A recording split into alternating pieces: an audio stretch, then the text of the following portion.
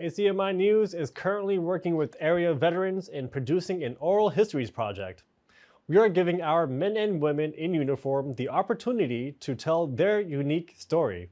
From World War II to the present, we are looking for veterans in all branches of the military to recount their own experience serving this nation and how that experience changed their lives forever. In this newscast, we interview Kristen Bauer. She's the daughter of Richard Bauer, who joined the Merchant Marines after the Second World War. Then, when the Korean conflict loomed on the horizon, went to Parris Island to join the United States Marine Corps. Kristen's father has since passed, but Kristen remembers him as a loving father who was also a Renaissance man. Soldier, father, author, poet, even a wannabe quality control officer for the Chef Boyardee company. Here's Richard's extraordinary story through his letters and the eyes of his daughter, Kristen. Today, the big picture brings into focus the first 40 days in Korea. It was the beginning of the fighting there, when every ridge was a heartbreak ridge. Let's go back to June 1950, when our troops felt the first thrusts across the 38th parallel. The story is best told in the language of the soldier who was there.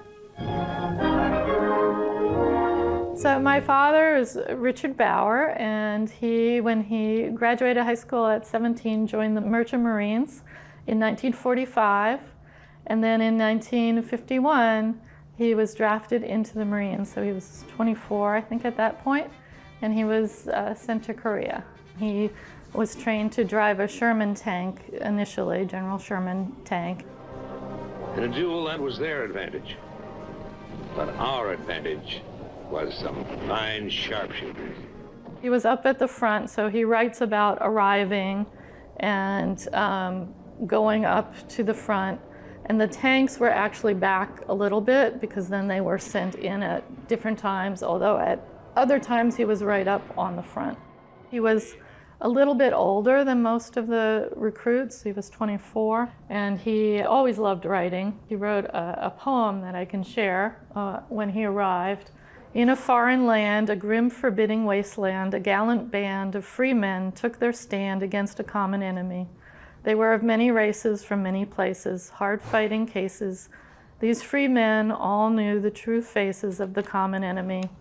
Gallantly they fought for what they had been taught, thinking that they brought to all free men some peace that wouldn't be bought from the common enemy.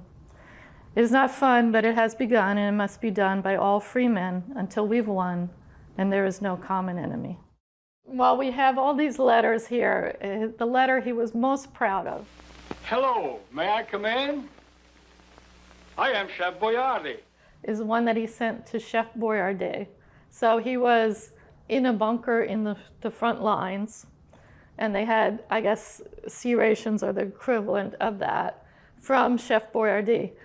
He wrote to them complaining essentially that although the outside said there would be 4 meatballs in there, when they opened it, it was only 3, and there were 2 of them they had to share.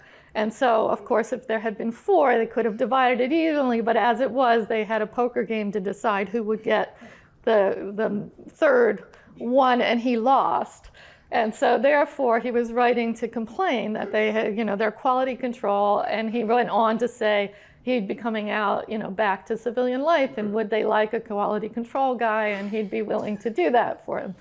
So ask your grocer for Chef Boyardee's spaghetti dinner with meat or mushroom sauce, won't you?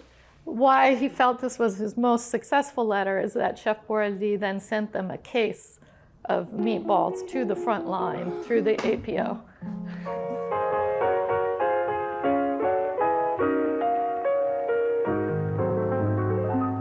Mona Lisa, men have named you. He loved Mona Lisa, so whenever I hear that, it brings him to mind. Smile.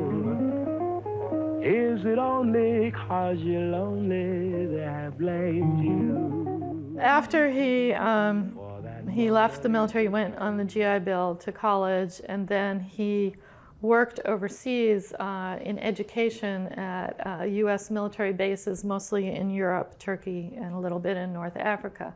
So that's where I grew up. So we were always around bases.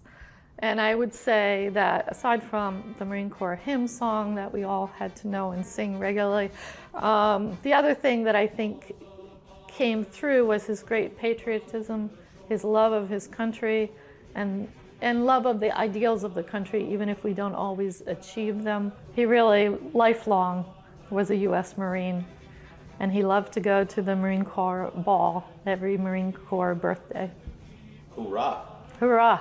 He felt strongly about the country and that everyone needed to sacrifice for the country, and that we all, in whatever ways we can, should be doing what we can to support all those ideals of the United States.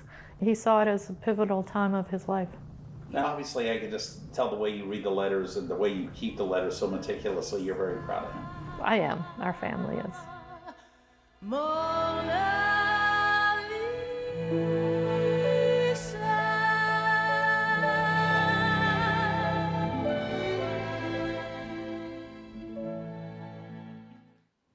And we thank Kristen for this extraordinary story of her dad. If you are a veteran or know someone who is, we'd love to hear from you.